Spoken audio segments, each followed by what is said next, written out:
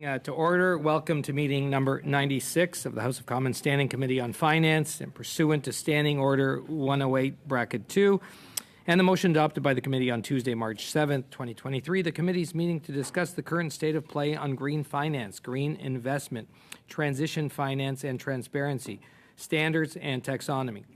Today's meeting is taking place in a hybrid format pursuant to the House Order of June 23, 2022. Members are attending in person in the room and remotely using the Zoom application. I'd like to make a few comments for the benefit of the witnesses and members. Please wait until I recognize you by name before speaking. For those participating by video conference, click on the microphone icon to activate your mic, and please mute yourself when you are not speaking. Interpretation for those on Zoom, you have the choice at the bottom of your screen of either floor, English, or French. For those in the room, you can use the earpiece and select the desired channel. A reminder that all comments should be addressed through the chair. For members in the room, if you wish to speak, please raise your hand. For members on Zoom, please use the raised hand function. The clerk and I will manage the speaking order as best we can, and we appreciate your patience and understanding in this regard. Now I'd like to welcome our witnesses, and with us today, we have, as an individual, the President and Chief Executive Officer of the University Pension Plan Ontario, Barbara Zahn is with us. Welcome. And from Environment Defence Canada, Senior Manager for Climate Finance, we have Julie Segal. Welcome, Julie. And from Green Canada, the Senior Energy Strategist there, we have with us Keith Stewart. Keith, welcome. And from the Sustainable Finance Action Council, the President, Kathy Bardswick, is with us. Welcome. And from Real Clear Foundation, Senior Fellow, Rupert Darwall is with us. So welcome to all our witnesses. We are going to start off with allowing you to provide your opening remarks to the members before we move to questions. So we'll start with Ms. Barbara Zahn, please. So hello everyone, my name is Barbara Zahn. I'm the President and CEO of the University Pension Plan. I chair the Sustainable Finance Action Council's Taxonomy Technical Expert Group, and then I was a member of the Canada's Expert Panel on Sustainable Finance. I previously appeared before this committee to speak about your February 2020 report, Canadian Ideas Leveraging Our Strengths, which contained 92 recommendations, the first of which was adopt the recommendations of the Expert Panel on Sustainable Finance that are within federal jurisdiction and support other jurisdictions and the private sector to do the same. The Expert Panel's recommendations included establishing the Sustainable Finance Action Council and bringing together key stakeholders to develop the Canadian green and transition taxonomies. As we noted in 2019, without the essential building blocks, market development and investment in this field will continue to lag. And sustainable finance will remain an add-on to mainstream capital market activities.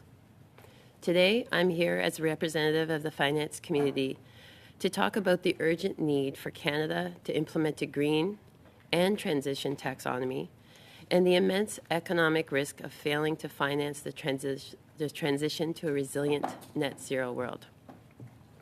I want to start off with a big number, $115 billion.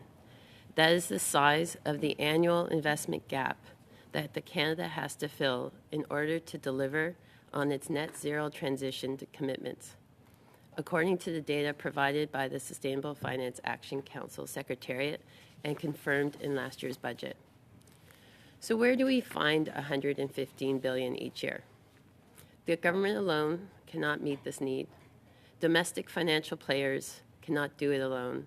We need to attract private investors from within Canada and from abroad who are eager to fund projects that are compatible with net zero goals. The interest and the demand is there, as evidenced by the growth of products like green bonds, but we must provide urgent clarity and guidance about Canada's transition in order to accelerate the flow of capital to support it, and in turn, create new, well-paying jobs and grow Canada's economy. Now, the playbook for this already exists. Around the world, there are more than 30 taxonomies already in place or under development. generally focused solely on green activities, each customized to a specific country or region in order to link global capital markets with their respective net zero pathway. A Canadian taxonomy would foster investor confidence and support the growth of Canada's sustainable finance market. This is critical to ensuring Canadian companies have access to reliable source of capital over time to support credible net zero transition plans and new economic opportunities. The federal government has had the Sustainable Finance Action Council's Green and Transition Taxonomy Roadmap report since November 2022.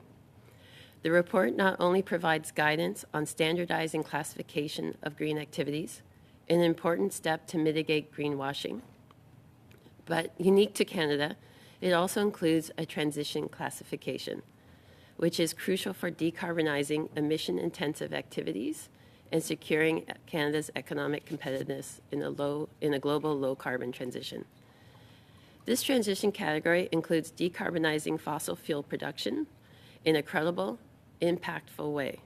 The inclusion of the transition category has received global attention, with nations like Australia following suit, and Sean Kidney, CEO of the Climate Bond Initiative, an international or non-government organization working to mobilize capital for climate action, described SFAC's proposal transition category as an example for other nations.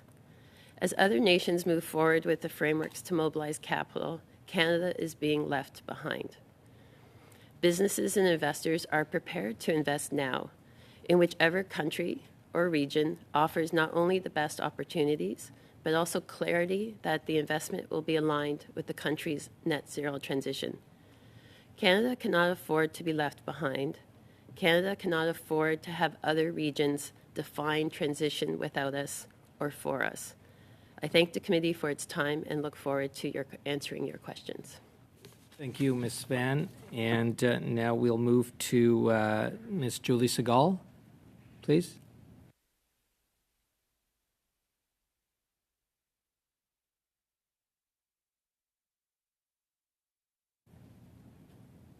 Good morning. Thank you for inviting me to appear.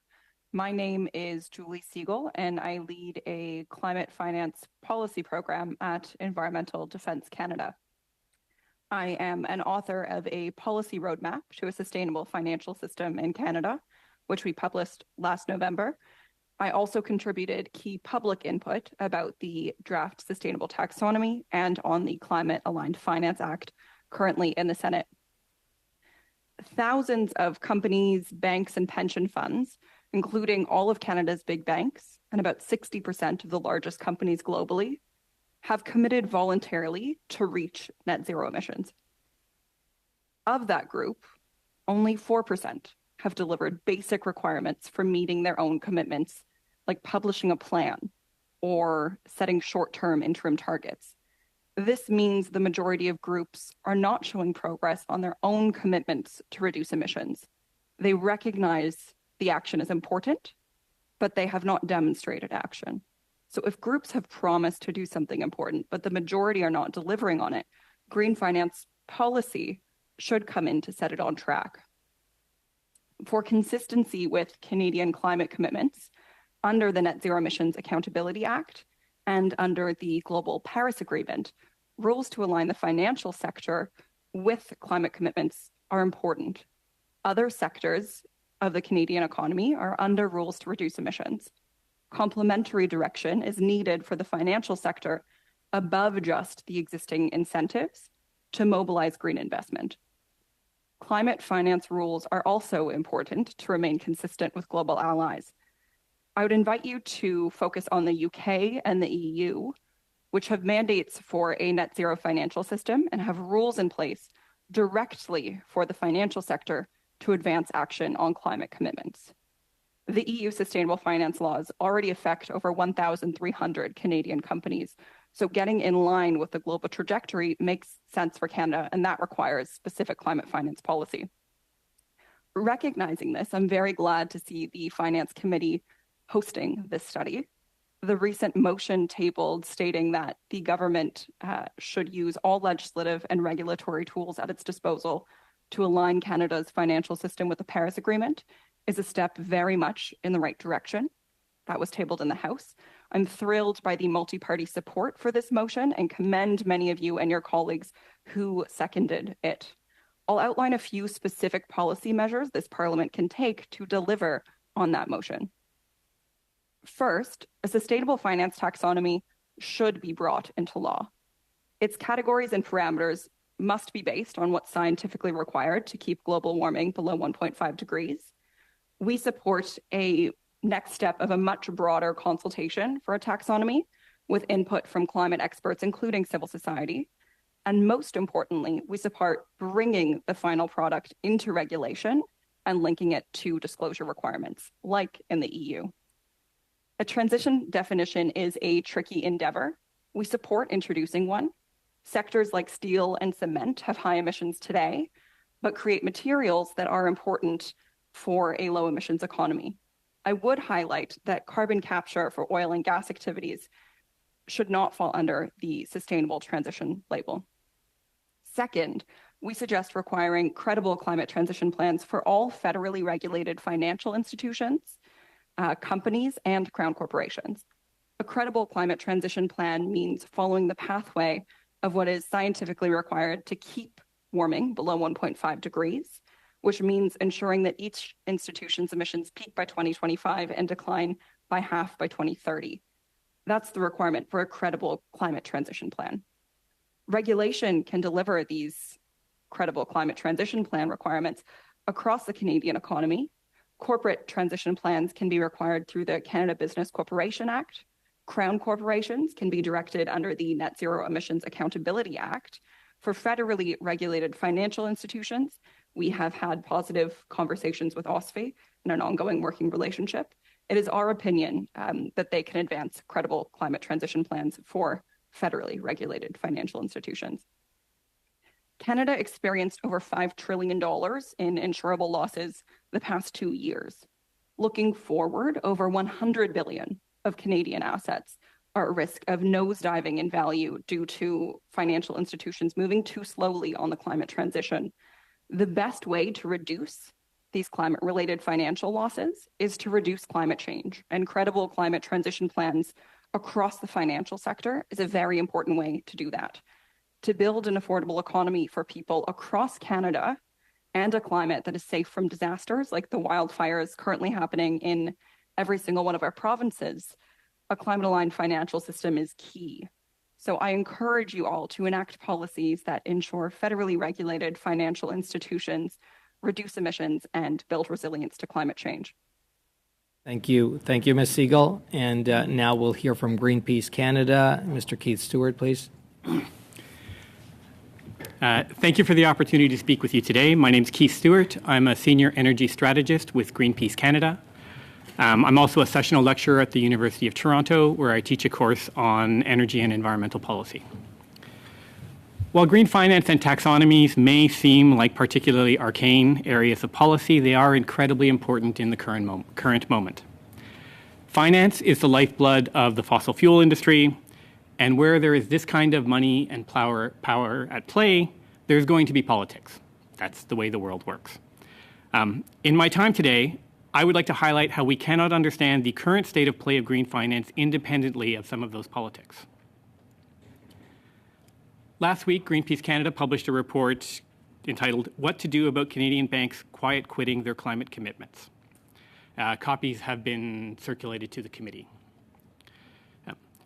When I first started working on it, it was focused on how Canada's Big Five banks weren't meeting the UN science-based net zero criteria. This was in spite of the fact that they are members of the Glasgow Financial Alliance for Net Zero, whose membership criteria was set by the United Nations. They have a program called Race to Zero, which sets criteria for a number of these types of voluntary initiatives by municipalities, corporations, banks, investors. Those criteria included an immediate end to the funding of fossil fuel expansion projects and cutting financed emissions in half by 2030. That is a steep hill for Canadian banks to climb. Their support for fossil fuels has in fact been growing since the Paris Agreement was signed. Last year, RBC was the largest funder amongst global banks of fossil fuels in the entire world. The other 4 big banks all made it into the top 15 of global banks. Collectively, Canada's Big 5 banks' share of fossil fuel funding amongst the 60 largest banks in the world went from 14% in 2016 to over 20% in 2022. So in fact, we're playing a bigger role globally on the funding of fossil fuels than we used to. The UN was taking a hard line against this kind of what they called greenwashing, and had given GFANZ members until June 15th, 2023, 2 days from now, to meet the UN criteria or risk getting kicked out of the Race to Zero initiative. So the banks quit quietly. Last October, GFANZ changed its membership criteria from, quote, all GFANZ members must align with the Race to Zero criteria, to they must, quote, take note of the advice and guidance of Race to Zero.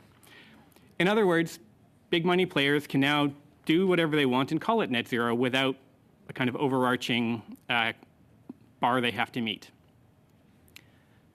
The rationale for this change was the threat from Republican politicians and some state governments in the United States to sue GFANZ members under antitrust legislation for colluding against fossil fuels.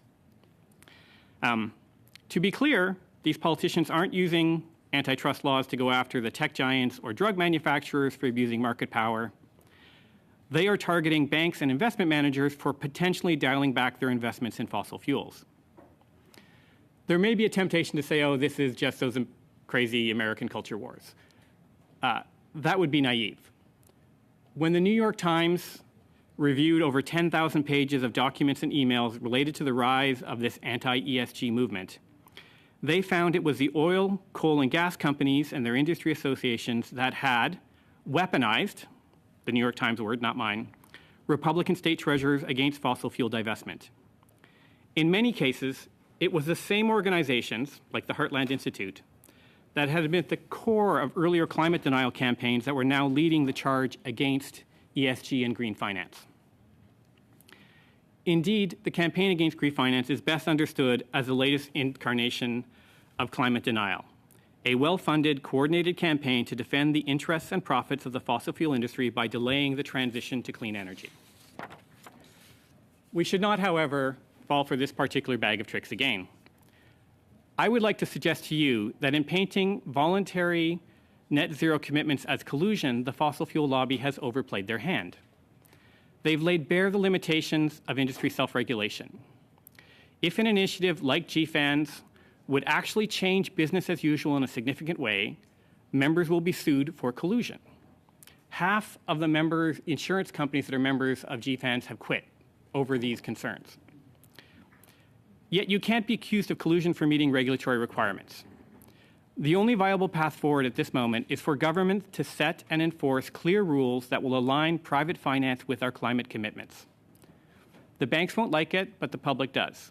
According to polling undertaken by Greenpeace Canada, 70% of Canadians support regulation to align finance with our climate commitments. In our recent report, we point to the work of my colleague Julie Siegel from Environmental Defense on how to begin that process under existing legislation. We also point to how we can deepen it via legislation like that proposed by Senator Rosa Galvez. Mr. Stuver, you can start. You have to wrap up. Okay. Yeah. We were particularly heartened to see the recent cross-party support for using every legislative and regulatory tool at its disposal. We hope we can get on with the job. Thank you. Thank you, Mr. Stewart. And there'll be a lot of time during questions from members to expand. So now moving to Sustainable Finance Action Council, Kathy Bardswick, please. All right. Well, thank you as well for this opportunity to present. I'm speaking today in my capacity as chair of the Sustainable Finance Action Council, which I will refer to as SFAC going forward. But I have almost 40 years of experience working in both the domestic and international insurance industry, helping individuals, businesses, and governments assess and manage risk. And it's through this lens that I have come to appreciate the undeniable challenges and opportunities that changing climate is creating. I applaud this committee for its consideration of the state of sustainable finance in Canada, I anticipate, a resulting commitment to take additional action where warranted. I also applaud the federal government for implementing a key recommendation from the expert panel report on sustainable finance in establishing SVAC. I trust that these two actions are indications of our shared desire to execute a vision for Canada that defines the prosperous role our country has and will continue to play as the world decarbonizes, recognizing that successful execution of that vision now demands collaboration and levels of cooperation not seen previously. SVAC is one such collaboration. First, it formally brought together 25 financial institutions representing investors, lenders, and insurers, a unique opportunity to align perspectives across subsectors of the private financial system. This has proven to be invaluable in aligning an understanding of and support for critically important roles that private finance must play to achieve Canada's economic objectives. Second, it brought together federal, provincial, and territorial finance leadership to a shared table working alongside SVAC through the Official Sector Coordinating Group, allowing a mutually beneficial understanding and support of each other's objectives. Third, it has provided extensive opportunities to engage a much larger list of stakeholders, both in Canada and internationally, as SVAC works to fulfill its mandate. This list includes industry, civil society, and academia, in addition to the international outreach and collaborations that we have been leveraging. And finally, the work we have delivered to date is impactful, strongly endorsed by a very significant share of the private financial system in this country and deserving of further action. You heard from my colleague Barbara Zvan, whose comments were focused on a more in-depth review of the critically important role of taxonomies in economies around the world and the critical importance of establishing and implementing a taxonomy in Canada. You've also heard from international voices outlining a call to action for Canada to continue and in some respects increase its influence in global discourse. SVAC's other work streams have outlined the additional need for progress on climate disclosure within the public and private markets, aligned with international developments in a report delivered to government in early February. Our current work includes identifying how to increase the flow of private capital to Canadian transition investment through a series of case studies focused on selected sectors and designed to identify high-priority recommendations to remove barriers. We expect to complete this report by the end of the year. All of this and more is needed if we want to strengthen Canada's sustainable finance capacity and ensure we attract the necessary increased levels of domestic and international capital to continue to prosper economically as the world transitions. It is truly gratifying to witness the commitment and contribution from our SVAC members these past 2 years towards a shared goal of helping Canada prosper in the years ahead. Council members have provided significant leadership, time, and resources to the tasks at hand. It is my sincere hope that these efforts will be met by a continued high level of collaboration from policymakers to advance this essential work. Thank you, Mr. Chair. Ms. Bardswick. And now to Real Clear Foundation, and we have Mr. Rupert Darwall. Mr. Darwall, you may be on mute. We can't hear you. Rupert Darwall, Real Clear Foundation.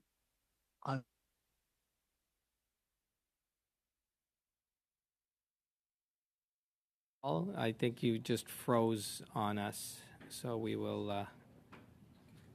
Okay, we will try to bring him back, but okay, is it good? Okay, we're gonna reach out to Mr. Darwall and see if we can take care of this quickly. But right now, members, just not to lose any time with our great witnesses that we have. We're going to move right to the rounds of questions in the first round. Right? Oh, Mr. Chair, sorry. Yes. The Zoom just collapsed on me. If you've got a moment, can you hear us? Yeah, I can hear you. Okay, go. Floor is yours. Go ahead, Mr. Darwall. Thank you. Thank you very much, sir. Financing the energy transition can be broken down into two capital flows: increased capital into renewable energy generation, capital outflows from sharply reduced investment in the oil and gas sector. And much of the purpose of transparency and disclosure of climate-related metrics is with a view to influencing these two flows. As Mr. Mark Carney has put it, what gets measured gets managed.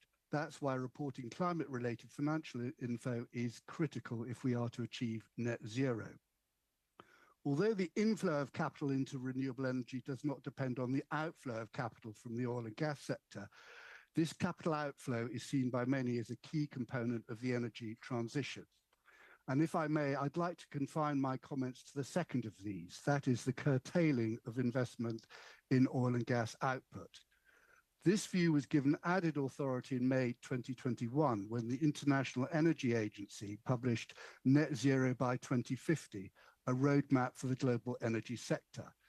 Its headline statement was, "No fossil fuel exploration is required in the net zero scenario, as no new oil and gas fields are required beyond those that have already been approved for development."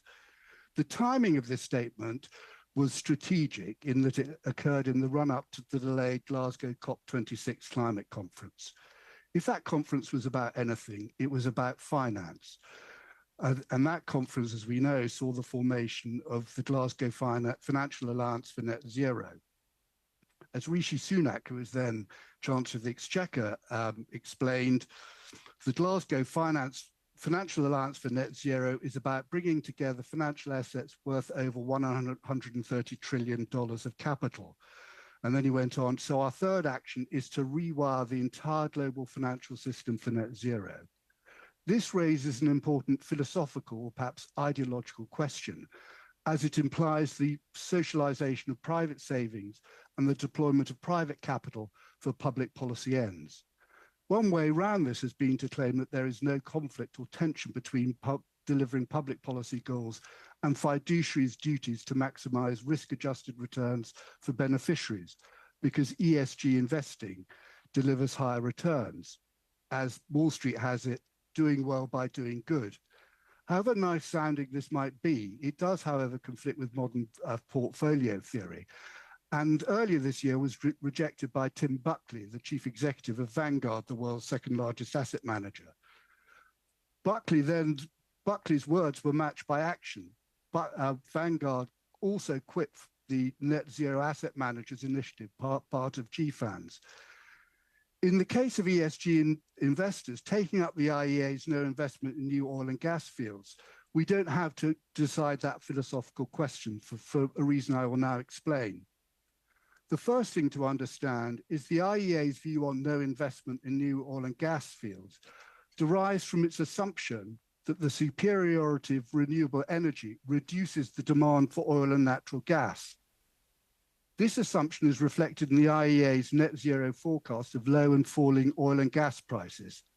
To be clear, the IEA did not advocate a path to net zero based on constraining the output of oil and gas and destroying demand through stratospheric price increases.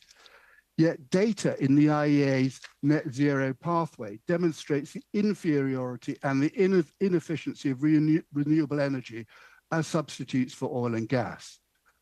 By 2030, the IEA says the energy transition will be employing nearly 25 million more workers and using an extra $16.5 trillion of capital to produce 7% less energy. The inefficiency of the energy transition implies a fall of 33% in energy output per employee in the energy sector. More land, labor, and capital to produce less. This is the antithesis of growth economics. Indeed, the IEA's own analysis contradicts its presumption of the economic superiority of renewable energy.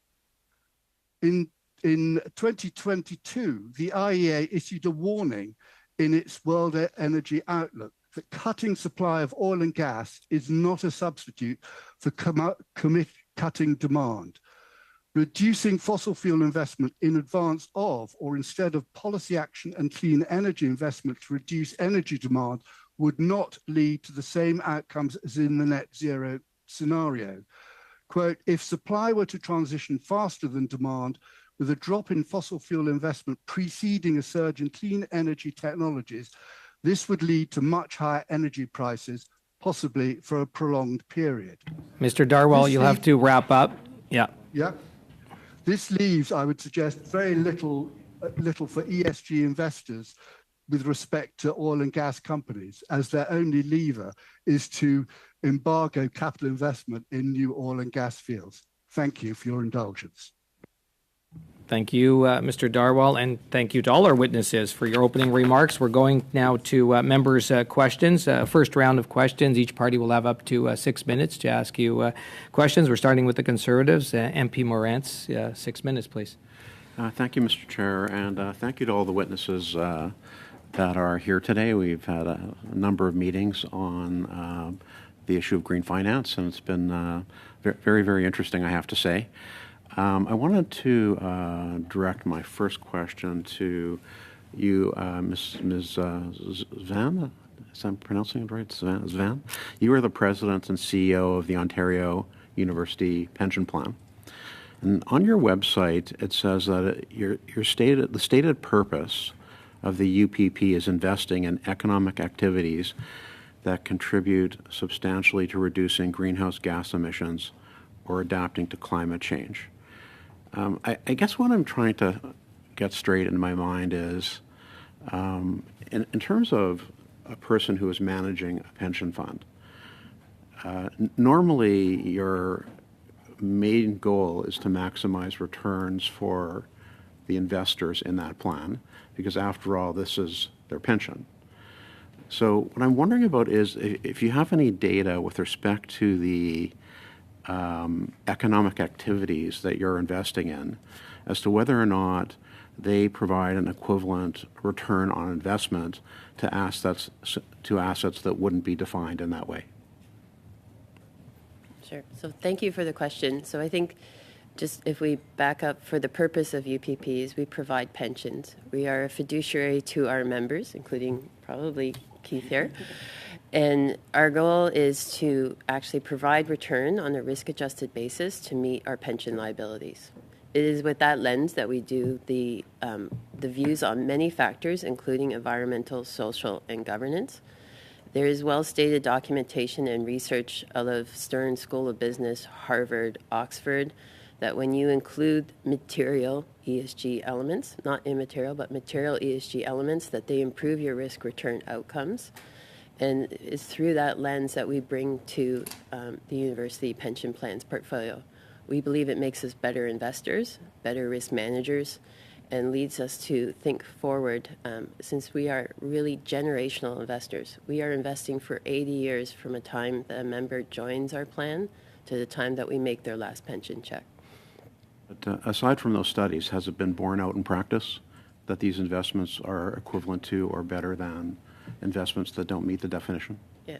So I have about 25 years prior to my role at University Pension Plan at Ontario Teachers Pension Plan as the Chief Risk and Strategy Officer. I probably participated in every investment committee during my career there.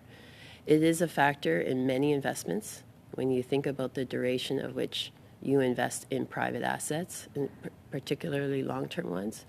You know, there are factors that you consider going in terms of environmental, social, and governance. I will point you to some of the latest news that are public in terms of Blackstone and their investment in using child labor in the U.S. I have fairly limited time, and it should be a fairly straightforward answer. I just want to know if the investments in the activities that you describe as economic activities that contribute substantially to reducing greenhouse gas emissions have a return on investment similar to or greater than investments that don't. Just a very quick answer. So if you absolutely. Don't know, you can say no. Yeah. If it's yes, you can say yes. Yes, absolutely. Okay. All right. Now, Mr. Darwall, you seem to have, I think, a different perspective on this. In your article from last year, December of 22, you talk about, call it the year that you called it 2022, the year that brought ESG investing down to earth and pointed out major sectoral losses. Do you concur with Ms. Van's experience that she says that these investments have an equal to or greater return, or is the empirical evidence different than that? Well, I'd just say that her qualification of what's material is doing a lot of work, because material is something that shifts over time. I would also point the committee to Tim Buckley, Chief Executive of Vanguard, who expressly rejected the view now being advanced by your colleague. You went on to say that by restricting investment in production of oil and gas in Western producers, ESG increases market power of non-Western producers, enabling Putin's weaponization of energy supplies. Net zero has turned out to be Putin's ally. Could you elaborate on that statement? And yeah, it's concerning. Certainly, sir. If you look at the IEA's net zero roadmap for the energy sector, it forecasts that by the end of the period, OPEC will have a 52% share of the oil market. If you then assume that Western oil companies, the West, conforms with net zero, but the rest of the world doesn't, that market share rises to 82%. So essentially, if you're restricting investment by Western oil companies and oil and gas, you're not displacing demand. You're just pushing supply to very fragmented regions of the world and to bad actors like Russia. Thank you, Mr. Chair. Those are my questions for now. Thank you, Rance. And now to the Liberals and MP Chattel, please. Thank you very much, Mr. Chairperson, and thank you to our excellent witnesses for being here with us today. I'd particularly like to thank Ms. Bardswick and Svan on their excellent work on a taxonomy roadmap. I read your report with great interest, which included wonderful recommendations. Listen, it was extraordinary work that you did, and you factored in international developments on the world stage, including the work that the European Union is doing in that regard. I also like what Ms. Svan said, a two-pronged approach. If we don't act now, we will be left behind, laggards, and other countries will end up defining what finance transition is. And we don't want that, of course. We want our 2 cents worth and our input around the table. Of course, there are developments underway. The European Union put into effect its sustainable finance and green finance standards, and they come into force this year. And the G20, as you are fully aware, has developed its own roadmap. You alluded to about 30 countries, in fact. What are the Government of Canada's What recommendations should the Government of Canada recommend this year in short order among your 10 recommendations, please? And I would also tack on to my question, what are the hurdles that you foresee to their implementation? So I believe you're directing the question to me, but with your indulgence, Mr. Chair, given that Barbara has been driving the taxonomy work stream for SFAC, perhaps I can ask Barbara to elaborate on the 10 recommendations that her work team has been addressing. Yes, I think we laid out in the report, so thank you for the question, the next phase. The next phase really, if you think of the work that we did, it was really to create the roadmap. We have not developed the hard work to develop the taxonomy and the detail. There's 2 parts to that. One is to set up the governance structure. Our recommendation is to broaden out the representation on that governance structure to be more government, to be minority in the financial sector, civil society, and Indigenous rights holders. That is key to getting the oversight of the taxonomy to be credible so that this is internationally recognized. The second is to set up the custodian, who is really the taxonomy developer, and those need to be with people with the climate and environmental knowledge, who can also work with technical expert groups that bring in industry, bring in the financial sector to put in the details. Without this detail, without the clarity that this detail provides and the consistency that this provides, it will not draw in the capital related to where the parts that we need it. Canada has a particularly challenging transition, and without providing clarity, we will not get the capital from international markets. Those would be the two immediate priorities. Merci beaucoup. Thank you very much. Now, I took a quick look at the bill that was tabled at second reading in the Senate, Bill C-243. Now, I'm not sure whether you've had an opportunity to take a look at that bill and to compare it with your roadmap. How would it compare with your roadmap? So I have taken a close look at the bill. I think the bill's focus is more broadly based than the taxonomy recommendations that are specific to the implementation of a taxonomy framework for the country, whereas the bill in the Senate is looking at broader engagement and a legislative regime that would be more extensively calling into to play requirements, regulatory, legislative requirements associated with the broader workings of the financial industry.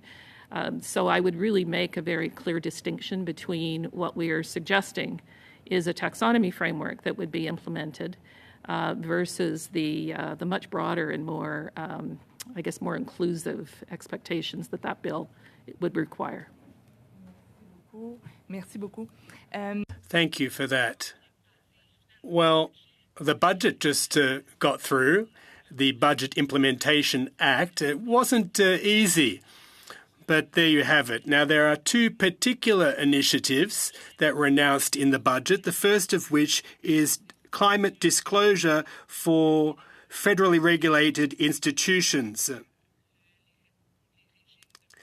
and for pension plans that are federally regulated, as well as funding a Montreal office on international standards and information on sustainability. I'd like your input as to those two measures, please. So those two measures are speaking very directly to a series of recommendations that SFAC had tabled with the Federal Ministry of Finance and ECCC, the two sponsoring ministries for SFAC, where we had recommended that we do accept and embrace and move towards a much more inclusive mandatory disclosure regime for the country, ensuring that not only is it directed to the financial institutions and the role that they play, but that it is an inclusive of a broad economy-based strategy. Given that, at the end of the day, financial institutions' effective capacity to put transition targets in place is highly dependent on how well they're able to measure and track the activities, the economic activities of the customer base that they serve. So in order to have the financial institutions complying on a more regular basis or a more effective basis, including filing the appropriate targets and interim plans, transition plans, highly dependent on the extent to which we're able to move the whole of economy strategies forward vis-a-vis disclosure. Thank you. Thank you, and thank you, MP Chatel. And now over to welcome MP Garon to our committee, and the floor is yours for 6 minutes. Thank you, Mr. Chairperson, and thank you to our witnesses. My first question is directed at Ms. Svan. Good morning. I'm interested in your taxonomy roadmap. There were preliminary documents that were released that were tabled before the committee. I'm interested in what you categorize as transition categories. If I've understood correctly, for example, greenhouse or barrel of oil reductions due to carbon capture and storage is a transition activity. Small modular reactors that produce more oil and are less emissions intensive per barrel would be another example. Now, if we continue to cut per barrel emissions by 10% and production is increased to the tune of 30%, our overall greenhouse gas emissions would go up. And it strikes me that Canadian targets are in terms of total emissions. And, in the planet, globally, that's not necessarily the case. Now, let's not confuse this kind of taxonomy with greenwashing, where a company suggests to the public that they are actually going green when they're substantially increasing their GHG emissions, right? Thank you for the question. May we provide a bit more detail around the transition category?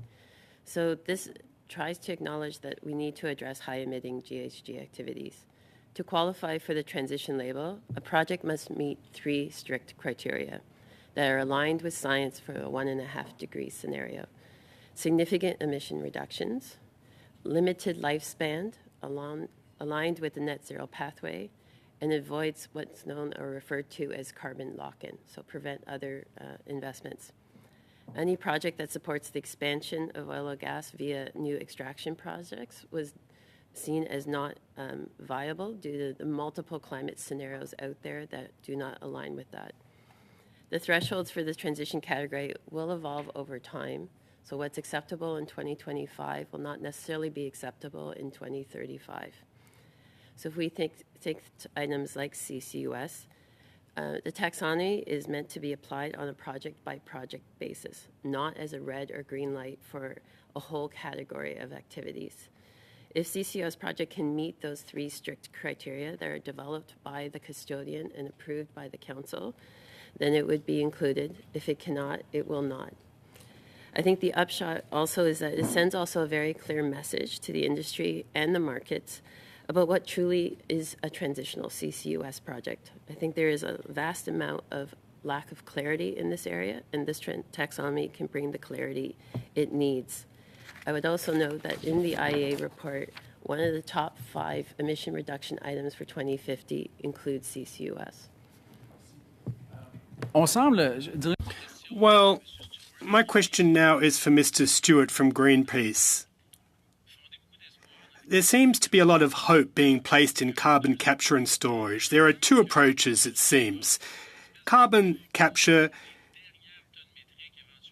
well, for the final metric tons that are difficult to deal with, that's perhaps an option. And then there's a Canadian approach under which carbon capture is an industrial policy which enables us to not engage in a transition, to maintain the status quo while intimating that we are transitioning. And yet I salute the work that's being done in terms of taxonomy, but it strikes me as being very ambiguous, and that will bolster the Canadian approach of greenwashing in your sense, i.e. giving the sense that emissions are being cut. Do you agree that that's a bad approach? Thank you very much for the question. I'll respond in English. My French, when it comes to technical matters, ain't great. So this is a very complicated issue around transition finance, and Canada is the only country that has introduced such a category. The key question, I think, for Greenpeace's perspective is whether or not it locks in emissions. And that's a very difficult thing to define.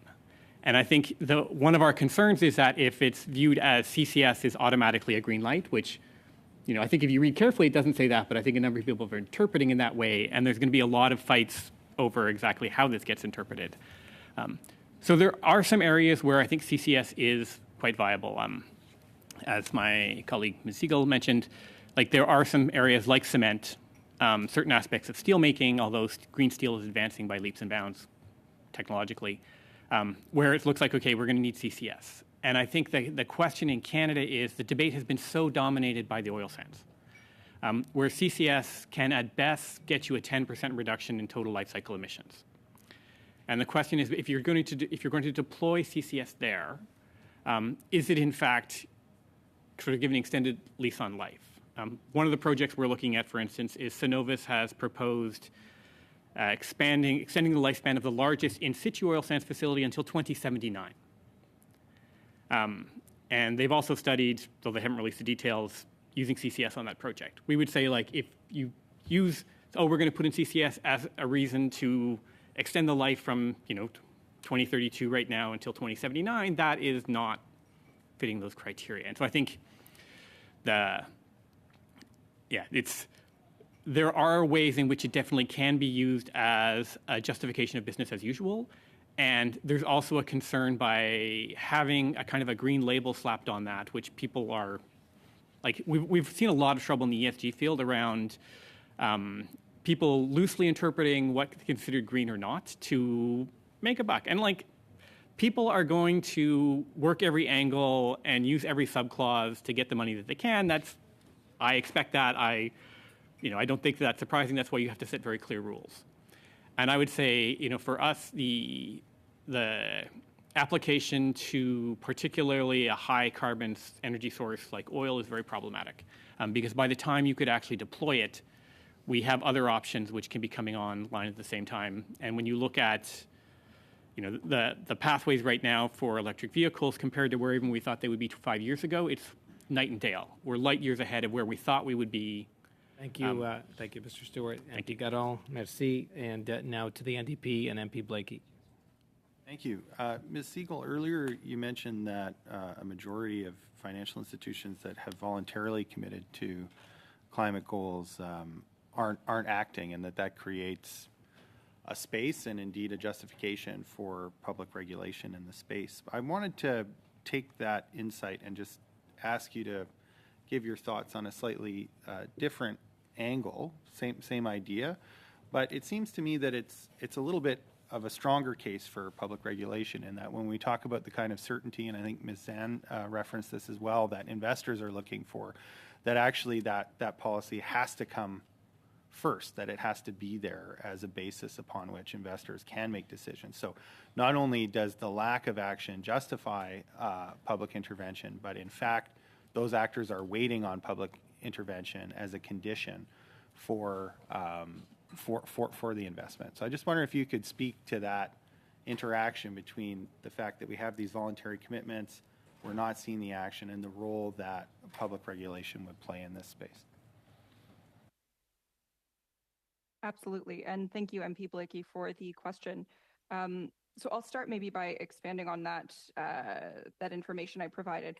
That was from Oxford Net Zero Tracker, who do a study about net zero commitments globally, and they were the ones who highlighted only 4% of global commitments from companies are backed up by action. I appreciate the perspective that regulatory certainty would make it easier for investors who are moving in the inevitable direction of the green transition. I think that's certainly demonstrated by the momentum behind the Sustainable Finance Action Council and my colleagues here on the floor, advocating for a green transition taxonomy, saying that would be very important to bring certainty to investors and clarity to a market on what a green investment constitutes. I think one reason that regulations make so much sense for this sector is because climate change, as it applies to finance, is very complicated. Setting rules overall for what defines credible investment does provide certainty for institutions and also helps organizations ensure they're moving in the right direction. I think the other point that's relevant here is what my colleague Mr. Stewart raised, how individual organizations are concerned about a response for moving in a particular direction, but regulation would make it clear that is the direction of travel, and that moving towards reduced emissions and climate resilience is in fact what's expected of them and of course in their best interest. From an opportunity cost perspective, I think this is very important for Canada to be able to attract investment ongoing, which is of course important to build up ongoing industries in the green transition and provide jobs for Canadians across the country. So providing regulatory certainty, like other governments have done in the UK and the EU, would help attract capital for the burgeoning green economic sectors. Thank you for that answer. Ms. Zan, I wanted to ask, in the last budget and in the last fall economic statement, we saw the government announce a suite of investment tax credits that are meant to incent private investment in the new energy economy. And except that we're in a place where Canada doesn't have a legislated and clear taxonomy. So I'm just wondering how important you think it is for the government to move on a properly implemented taxonomy hand in hand with the regulations and guidance that they say they will publish on the investment tax credits in the near future, so that we don't end up in a scenario where there's kind of a bespoke set of criteria for the ITCs that may or may not align with whatever ultimately that taxonomy is, and what it means for investors to have an open question as to whether the ITC taxonomy and definitions are going to, in the end, align with the green taxonomy that some of us around this table hope to see soon. So thank you for that question. So maybe I'll just start. A taxonomy is a tool, but an incomplete tool. But it is a tool that is part of the foundation that you need to really implement climate change. There's IMF calls it the climate architecture. It's data, disclosure, and it's a taxonomy. From that, all other rules and requirements would be built from. So earlier was mentioned the UK and EU. Those are built from their data, disclosure, and taxonomy. Without that clarity and without the credibility of it being overseen and aligned to science, you know, clarity plus consistency brings capital. And without those two key elements, you will not draw in the foreign direct investment and the domestic players in the way that you need to. I would talk to green bonds, for example. In 2018, green bonds were 3% of the bond market. Today, I believe it's over 18%. There is demand for this type of investment that you can draw in, and I think having that clarity and consistency is the core foundation to any other program working or regulation.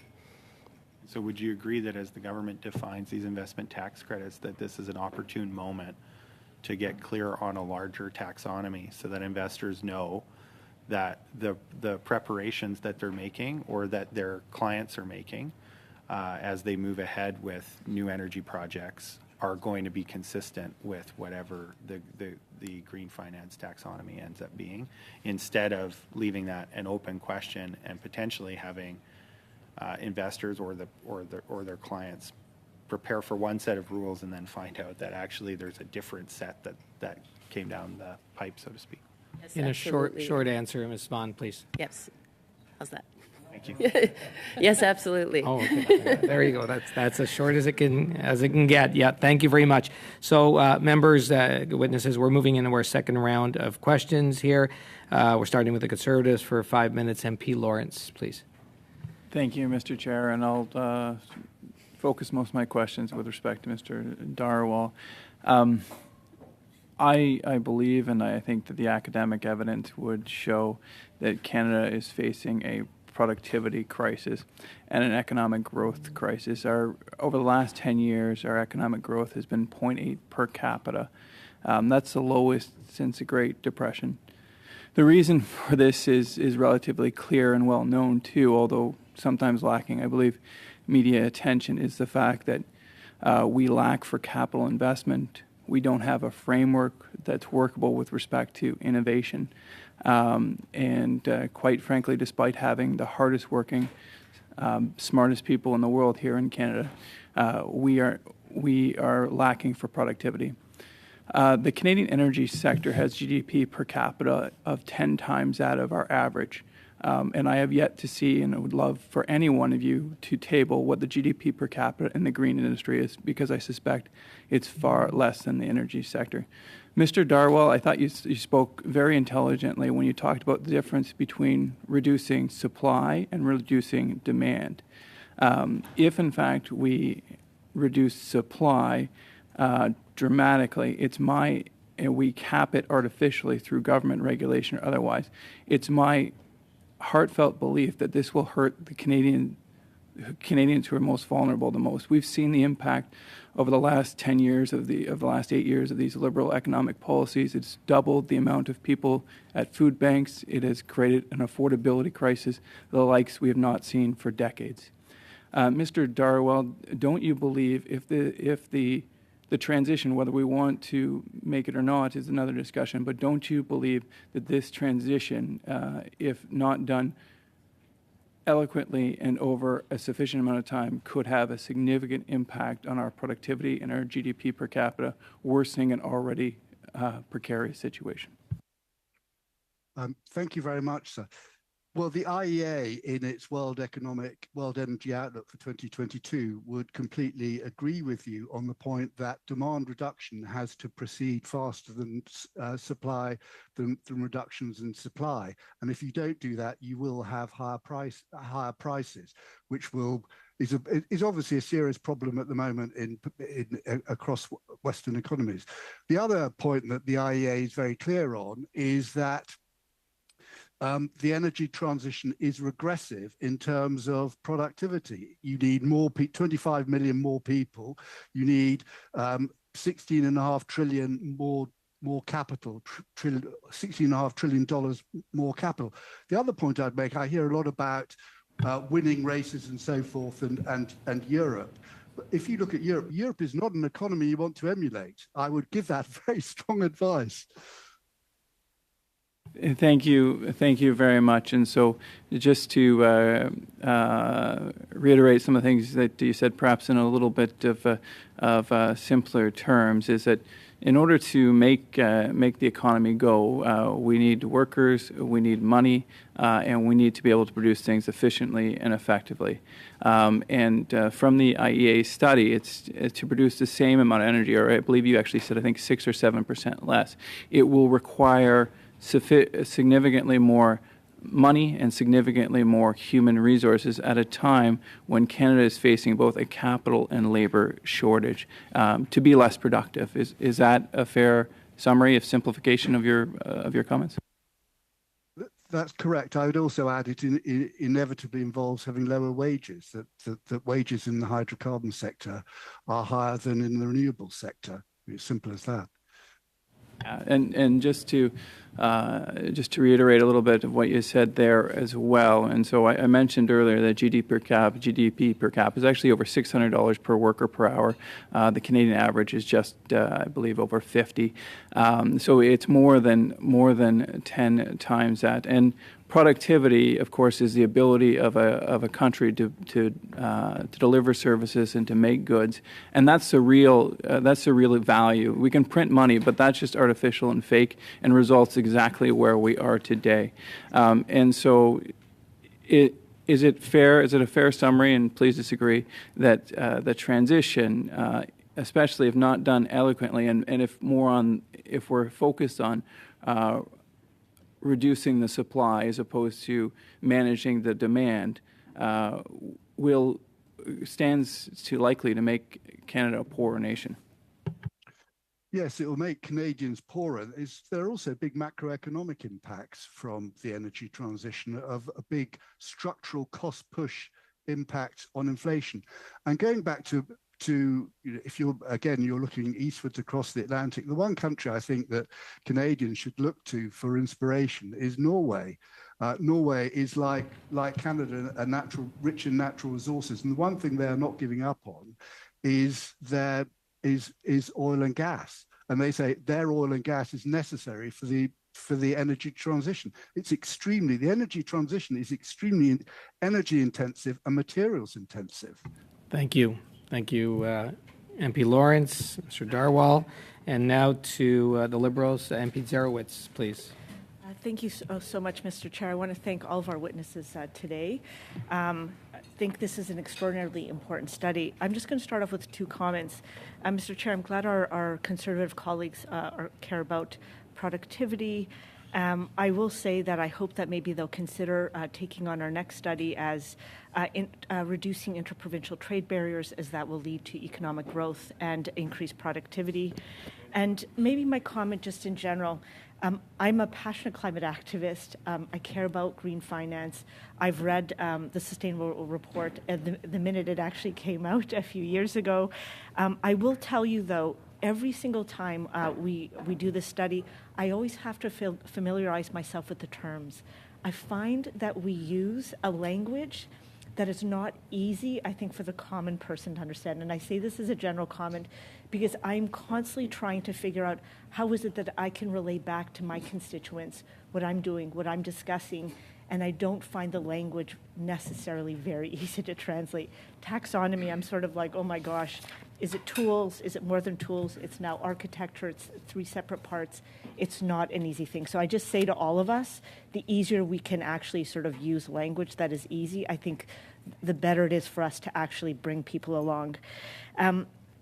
My first question is actually to Ms. Bardswick. My question to you is, as chair of SFAC, you've talked about bringing 21 financial institutions together, 3 levels of government, engagement of domestic and international stakeholders. From your perspective, is there a common understanding of what needs to happen, and is there common agreement between these stakeholders? Before I answer that question, Mr. Chair, I would like to just add to the previous question's response the fact that the oil sands production in this country from 2014 to 2021 increased 27%, yet employment in the same sector decreased by 20%. In 2022, that employment number decreased another 6%. So I would suggest that there is not necessarily a direct tie-in to reduced production generating reduced employment, but rather increased production is also generating reduced employment. So I just wanted to add that perspective to the previous question. Regarding the question associated with alignment, I think what really encouraged me to agree to chair the Sustainable Finance Action Council was the unique opportunity to, first and foremost, bring the 3 subsectors of the private financial system together and ensure that there was alignment within that group. Because there hasn't historically necessarily been alignment on a number of these issues when you look at the banking industry versus the investment or pension industry, and then the life and property and casualty insurance industry. So it has really served, first and foremost, to bring these folks into the same room at the same time, dealing with the same issues and ensuring that alignment. And we do not send a report out to our government ministry sponsors without that agreement and that sign-off, that support. Secondarily, when we work alongside the official sector coordinating group, the intent there is really to ensure that we at least understand and can incorporate into our thinking the positions and the areas of focus and the priorities that those organizations are bringing, that the public sector is bringing. There isn't necessarily a requirement for alignment from A through to Z, but it's really important that we at least out of the gate have an appreciation for and listen to each other's perspectives as we take on our respective mandates. But I will say, on reflection over the last couple of years, there has been, in my view and in my experience, an opportunity for us to do better work within each of our respective areas because we do have that increased level of understanding, appreciation, and listening. Thank you. And I'll also thank you for responding to on the oil and gas side. My next question is to Ms. Svan. You talked in answer to the question around the clean economy tax credits. You said that we need to be able to get data disclosure, alignment to science, and I think clarity around regulations. Talk a little bit about data disclosure. Can you dig down? Where are we at? Do we have data gaps? How well are we doing on that? What more do we need to do? Ms. Van, I'll need a quick answer on this one, too.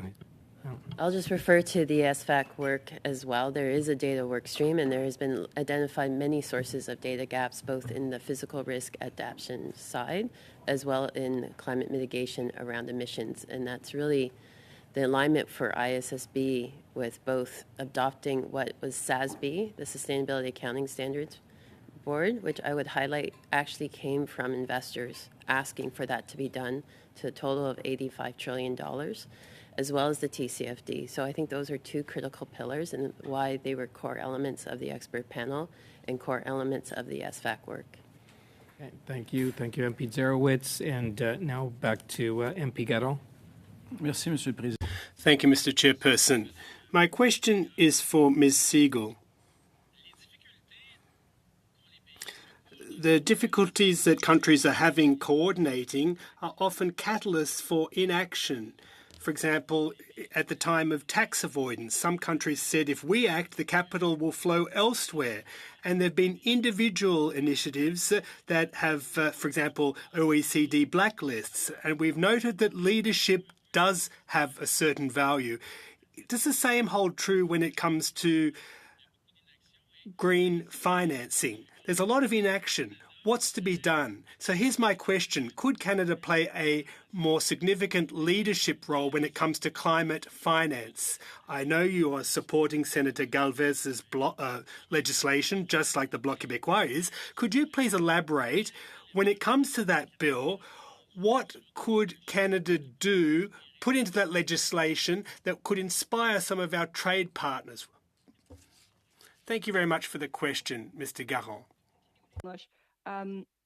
We are certainly at a time when policy leadership is an opportunity on climate finance. I mentioned a number of other jurisdictions that are moving in this direction, including most of Canada's largest trading partners.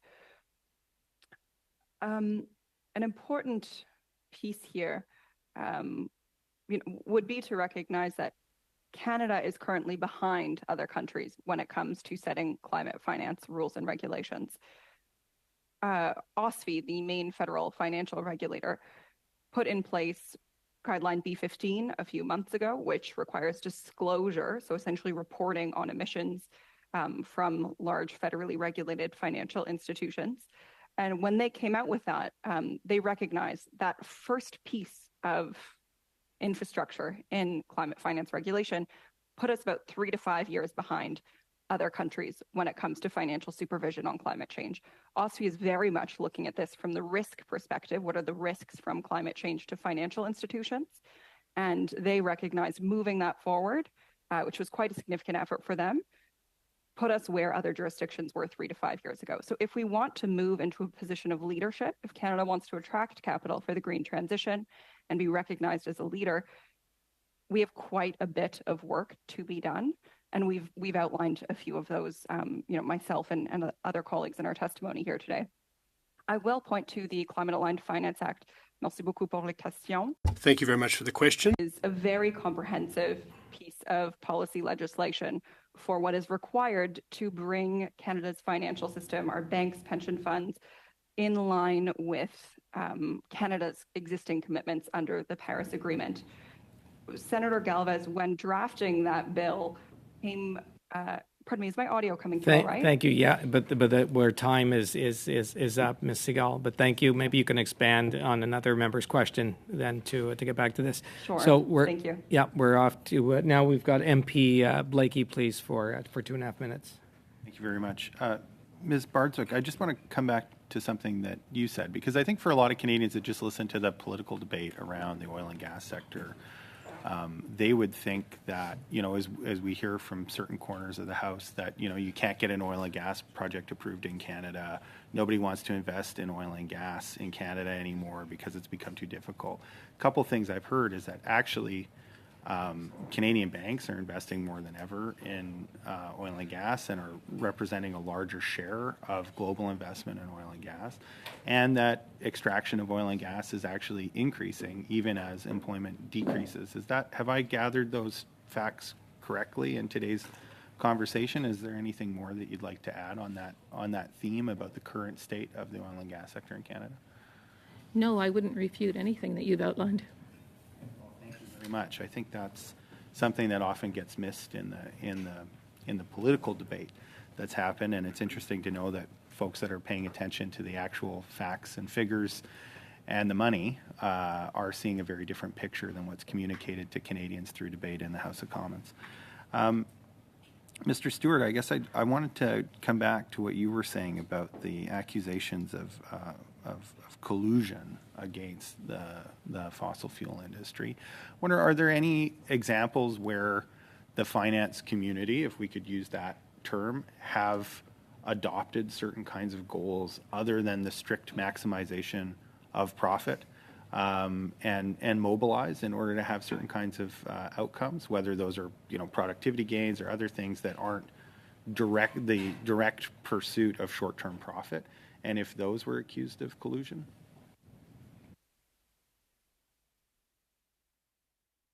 I'm afraid I don't know the answer. I would say, many experts think that these cases wouldn't likely succeed, but it's the threat and just getting tied up in court that is the concern.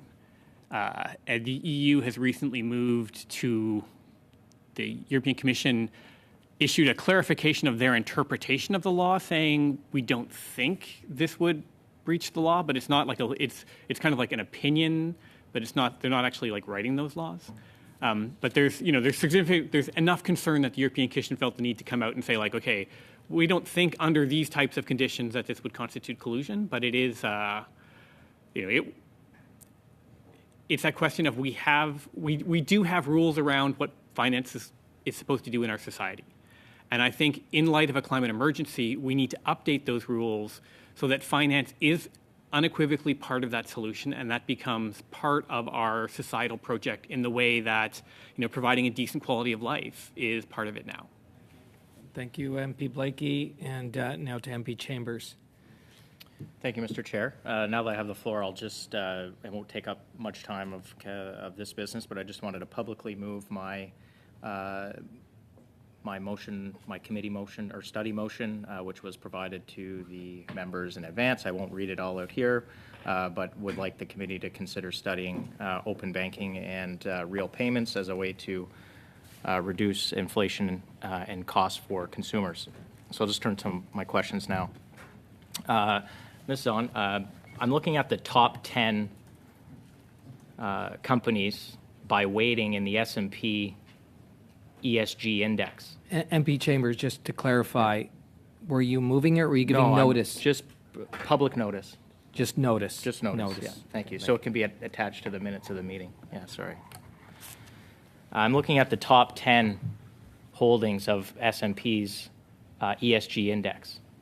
I'm very surprised to see ExxonMobil as one of the top holdings. In fact, it's the number 8.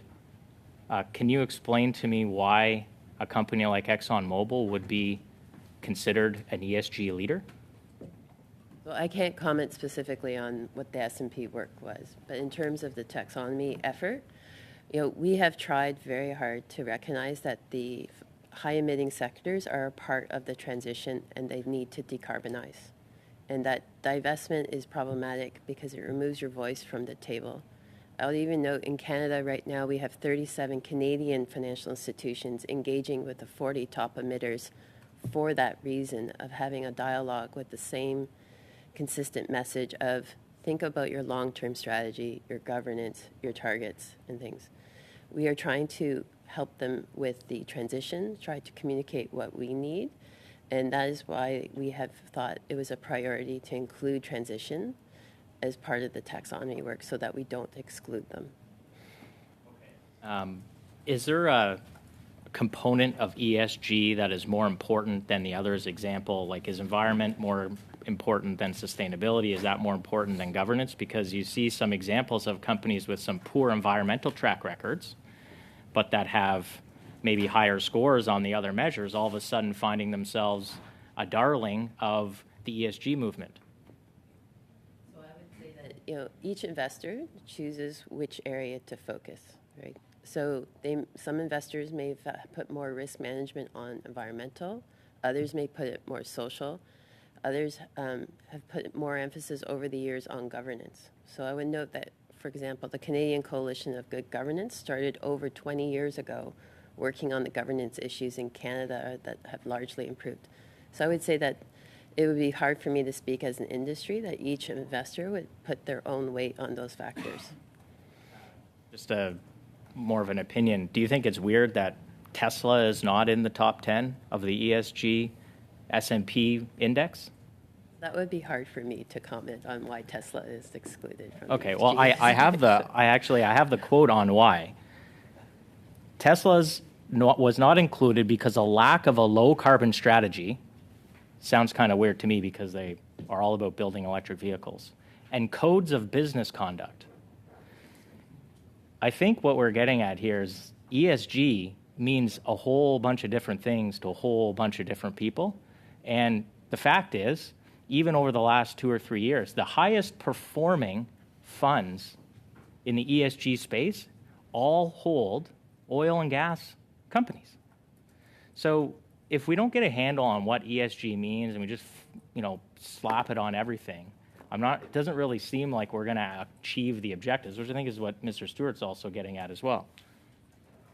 Comment that ESG data information is what investors have been asking for. It is their job to interpret those informations. It's no different than sales, revenue, where other factors.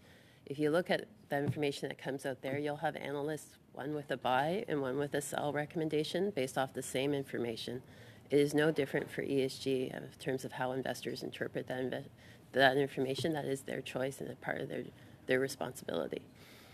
Just one final question. I hope to ask everybody this, but perhaps someone else will ask. Do you think there's a future? Do you believe in a future where there's no more oil and gas extracted in Canada? So I think what we have to do in terms is aligning to the 1.5 degree. The work on the taxonomy was, again, we are one of the few countries that are actually trying to tackle the transition, including the fossil fuel sector. We've received interest from Australia, the Asian region, and I think that is a clear indication of the interest to say, how do we evolve change in that sector going forward? Thank you, Mr. Chair. And now to welcome MP Turnbull to our committee, and the floor is yours now for 5 minutes. Thanks, Chair. Thanks to the witnesses for being here today. I appreciate all of your leadership in this space and the expertise that you bring to this conversation. This is one that I feel pretty strongly and passionately about moving forward on, and I'm glad that my colleagues here have put this motion forward to do this study in the first place. So thank you for being here. Maybe, Ms. Van, I'll start with you, or Ms. Bardswick, whoever thinks it's most appropriate to answer. I think what we've heard today is financial institutions have set ambitious voluntary targets for themselves, which I think we can all agree is a good thing. We've heard from some witnesses today, and I think you haven't disputed this, that some of them are not necessarily meeting those commitments to date. But what's interesting to me is that SFAC, in the membership of the Sustainable Finance Action Council, actually brings together all of the largest financial institutions in Canada, as far as I can tell. So, it seems almost inconsistent. Does this highlight actually the need for government intervention? The fact that, they're essentially have developed and worked together collaboratively to develop this taxonomy and are saying that it's needed and that we need to implement it now. I'll take that on initially. Look, I've been in the CEO position of a major financial institution incorporating sustainability commitments into strategy. It is not easy. It is not easy. It's hard work. And I think that from the experiences that I have seen around the table at SFAC, these organizations have provided very senior resources. They've committed now over 2 years of work. No one took work off of their day jobs to show up, these very senior people. I'm talking, chief legal officers and chief risk officers who have come to this table. And there is a learning process. Some of them are further ahead than others. But I think there has been a genuine concerted effort to contribute to building out a more robust and a more effective, impactful, sustainable finance ecosystem in this country. Their futures, their ability as organizations to continue to thrive, to appropriately manage risk, to align with what's going on globally, these are global players, is certainly dependent on their ability to embrace effectively in their own strategies what they come to the table representing. Thank you very much. And what is it seems to me that there's a risk of not having a taxonomy in place.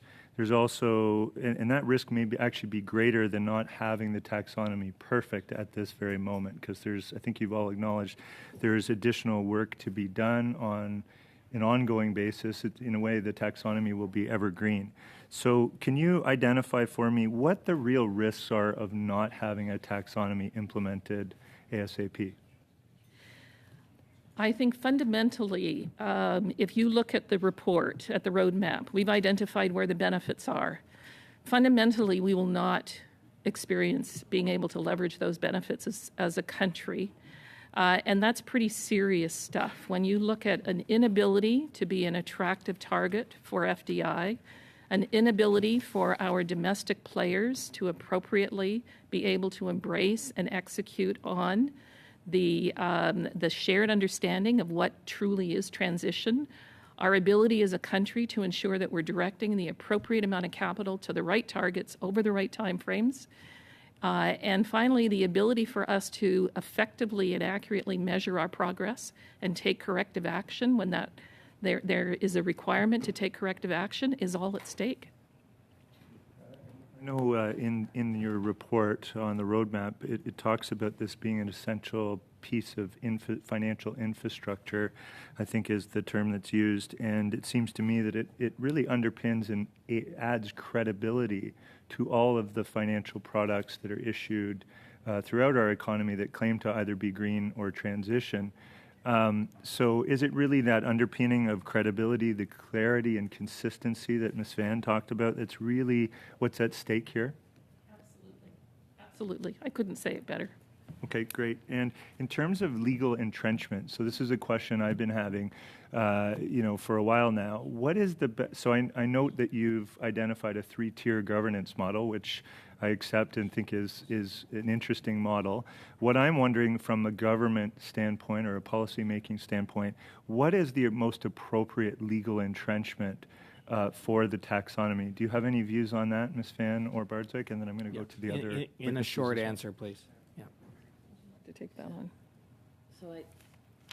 So I don't think we have opined on the exact legal entrenchment. We have said that there's objectives in the report or requirements. So we need to maintain scientific integrity. So that means no political influence or no undue influence from any one stakeholder. And that's a key requirement in the structure of the organization. Thank you, and thank you, MP Turnbull. Members, witnesses, we are moving into our third round of questions. We're starting with the Conservatives. MP Halan for 5 minutes, please. Thank you, Chair. This question is for every one of the witnesses. Do you believe Canada should shut down its oil and gas production? Can start with you, Mrs. Van. So as noted in the taxonomy effort, we explicitly included the fossil fuel industry and helped to decarbonize current production. So I think that is an indicator that we are not asking for just a yes or no over time, do you believe that Canada should shut down its oil and gas production? We have noted that it needs to align with the 1.5 degree scenario, and that will change and Does that evolve include over the time. oil and gas sector? Does that include the oil and gas sector or no? It will include all sectors in Canada. Okay. My response is similar. I think that that we need to align our economic activities for ongoing prosperity with a 1.5 degree scenario. That includes the oil and gas sector aligning itself. Yeah, I think we look to the IPCC, the IEA's 1.5 scenario and say that's the trajectory we need to be on, which is, in the IEA, it's overall global oil and gas production is down by 25% by 2050. I do think oil and gas is going to be phased out within my children's lifetime, but perhaps not within mine. But I'm also mid-50s, so take that with what you will. Fair enough.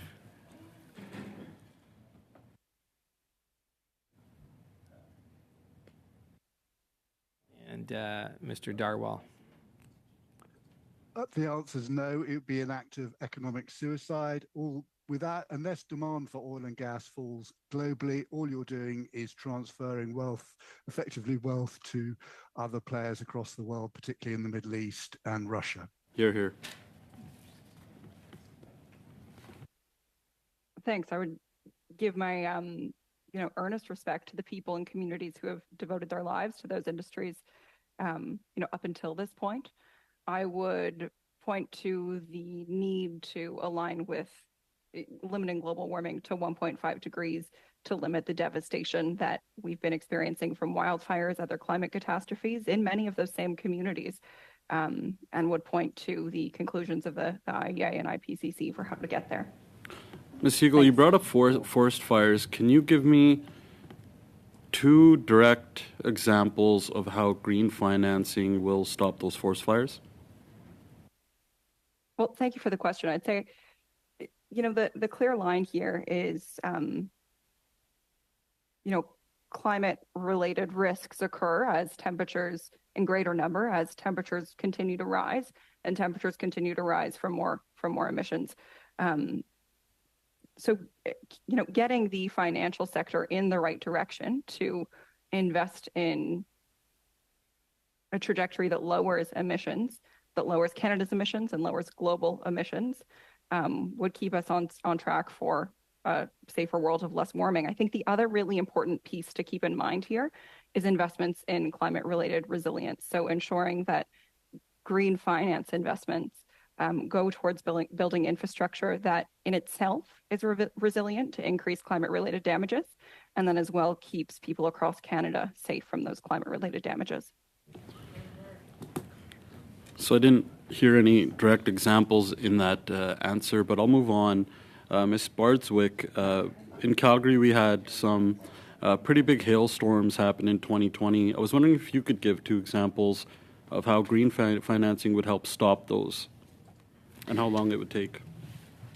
So first of all, I would encourage you to fill an additional opportunity for discussion with a room of scientists who have been working internationally over the last 30 or 40 years with the insurance and reinsurance industry globally.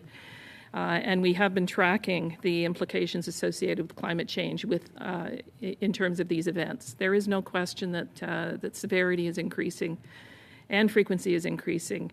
You're asking me to peg one particular instance to a green development, and I can't do that. In part because I'm not qualified to do that, and in part because we are looking at systematic deterioration over time. There is a certain amount of climate devastation built in that we won't be able to avoid, so I agree with Julie's point about ensuring that we are also focused on resilience and adaptation. But I would really encourage that this committee also take a look at the extensive amount of work that's been done by the global insurance and reinsurance industry. Thank you, MP Hallen. And now back to the Liberals, and we've got MP Turnbull.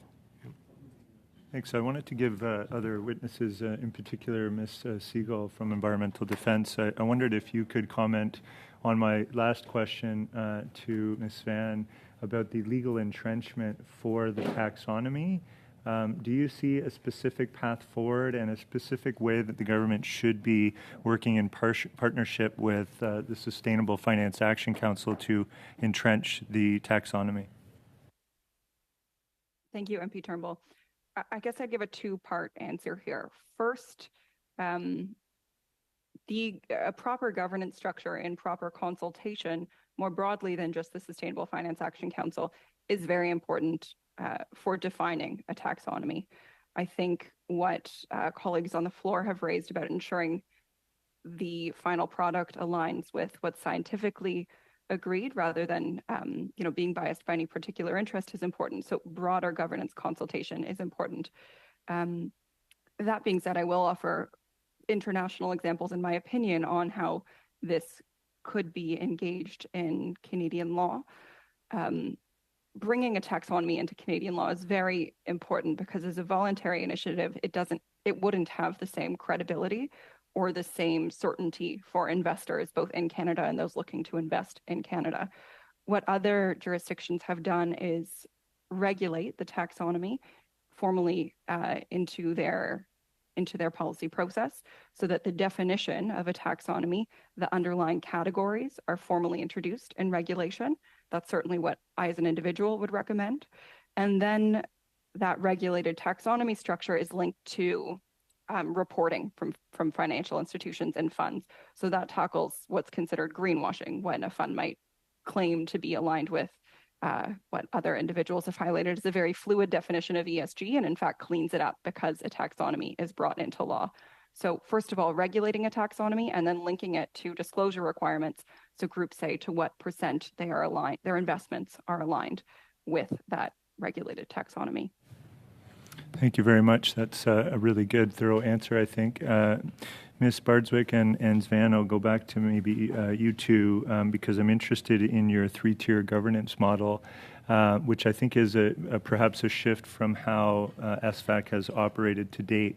So I'm interested in how this helps us keep the taxonomy moving. I note that in your report, on the roadmap that you've identified that what counts as a transition investment today won't necessarily count in 5 to 10 years from now. And I think that, the fact that it will change to keep us on that 1.5 degrees commitment that we have is really important. And it's important that we include the climate science and other stakeholders in those discussions. And as those debates unfold, those decisions are made together. Can you maybe describe a little bit more in detail about why that governance model, the way you've structured it, is so important? Key requirements for the governance model, so thank you for the question, is really the integrity of the science, so the 1.5 degrees, and the broad involvement from, I would say, the federal government, as well as provincial stakeholders, Indigenous rights holders, civil society, as well as financial players. And when you look across the 30 taxonomy efforts, often the government sector is made up of the financial regulator or the central banks, because they are the closest to the financial sector in terms of working with the financial sector and overseeing the financial sector. So they need to form a majority and a core part of that governance structure to have international credibility. We think for Canada, including Indigenous rights holders, an imperative, as well as civil society. And the financial players need to be there in minority to help with the pragmatic implementation of the taxonomy. We are working through more detail at the moment. We'll be presenting it to the SFAC on July 4th, but they will contain those elements.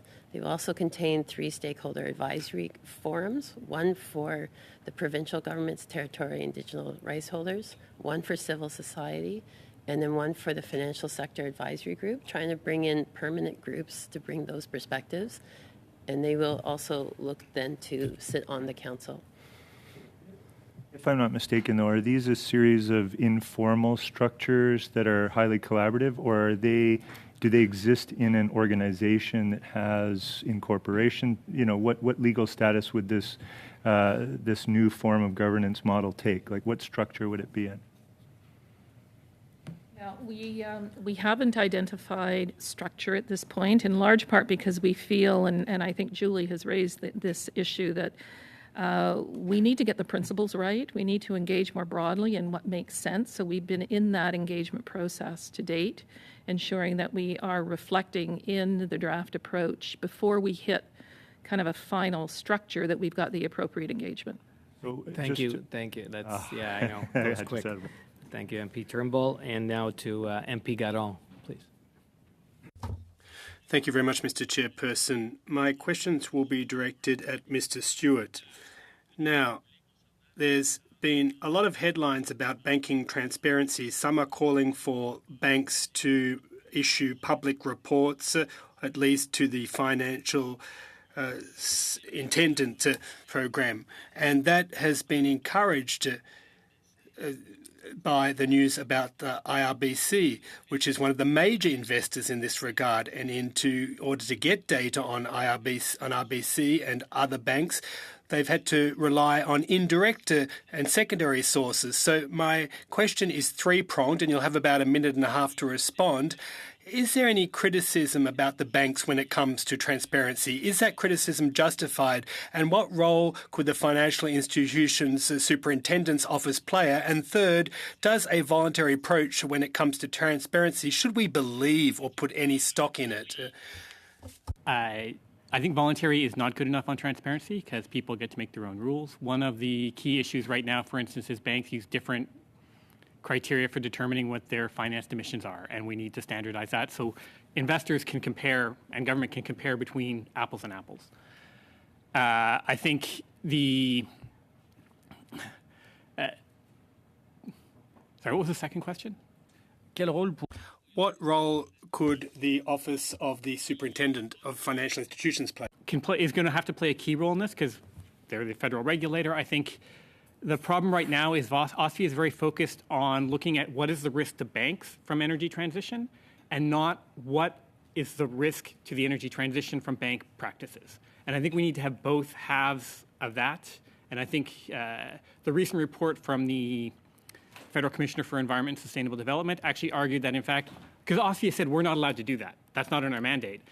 The Federal Commissioner for Environment and Sustainable Development said, actually, I think you are. Given sort of recent regulatory and legislative changes, you should be doing that. And I think this is something where OSFI has to be, in effect, I like to think of it as cutting with both sides of the scissors. Similar to the debates we're having, I'm hearing on supply versus demand. It's not supply or demand. You do both. It's like otherwise you're like trying to cut a piece of paper with like one end of the scissors. It doesn't work. You need to look at what is the risk to the financial system from climate change, and what kind of risk does the financial system as it currently operates pose to our climate. And we need to deal with both at the same time in a coherent fashion. Then, thank you. And to MP Blakey. And I'm just going to start by begging the indulgence of our witnesses as I deal with a little item of committee business. Like Mr. Chambers, I'm going to give notice of motion, but I'll read it because other members of the committee have not seen this so far. In my estimation, it's business that arises out of our study of Bill C-47. I've sat at the table for many filibusters and indeed participated in some, but there was something nagging at me about this one that I couldn't quite put my finger on, and after some time for reflection, I think I've kind of figured out what it was that bothered me about it, and I hope that this motion may help to solve the problem. So it reads as follows: that the committee recognized that Mr. Halland played a central role in initiating the filibusters of Bill C-47 at committee, but had a poor attendance record over the course of the proceedings. Mr. Lawrence performed the functions one would expect a committee vice chair for the official opposition to perform, including attending most of the proceedings, providing leadership for members of his party on the committee floor, hearing proposals from representatives of other parties to conclude the filibuster, and negotiating with those representatives to that end. And that Vice Chair Halland no longer has the confidence of the Standing Committee on Finance, and as a result, that we proceed immediately to the election of a new Vice Chair from the official opposition. So I consider no notice of that motion given. I look forward to the opportunity to discuss it at length when I move it.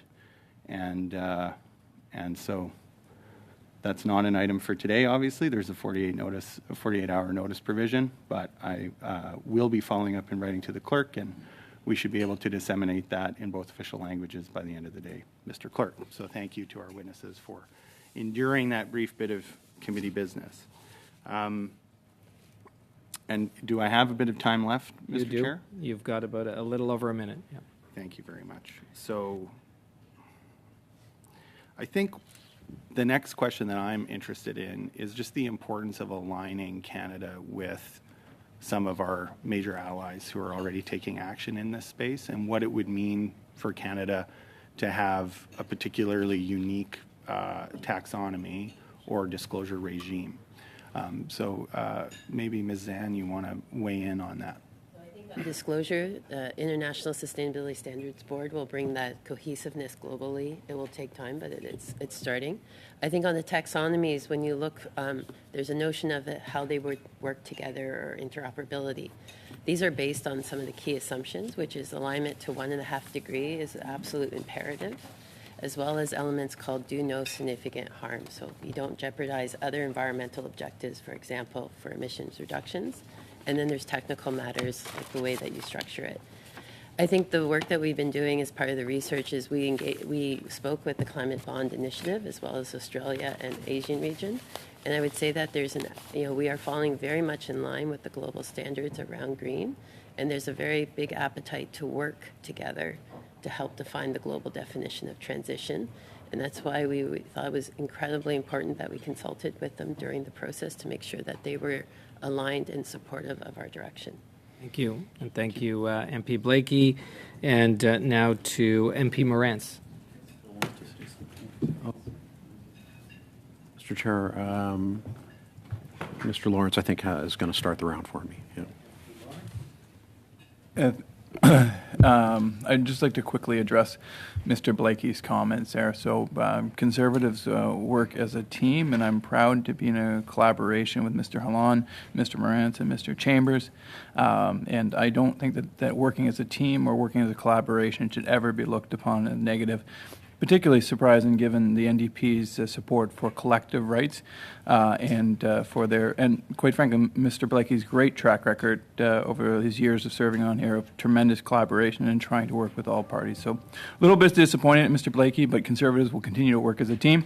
I'm very proud to work alongside Mr. Hallan. Mr. Chair, I just quickly would like to echo those sentiments. It's been a privilege to work with Mr. Hallan, who's an upstanding member of Parliament, an upstanding member of the Indo community across this country, and a very well-respected one as well. So I'm quite surprised to see the member of the NDP on this committee come out and attack him in his capacity as the vice chair of this committee for simply doing his job. But with that, I'll move on to Mr. Darwal. Mr. Darwal, just a quick question. You used a phrase earlier. You said the socialization of private capital. I'm wondering if you could elaborate on what you meant when you said that. Yes, thank you, MP Morantz. Basically, the big question is private capital there for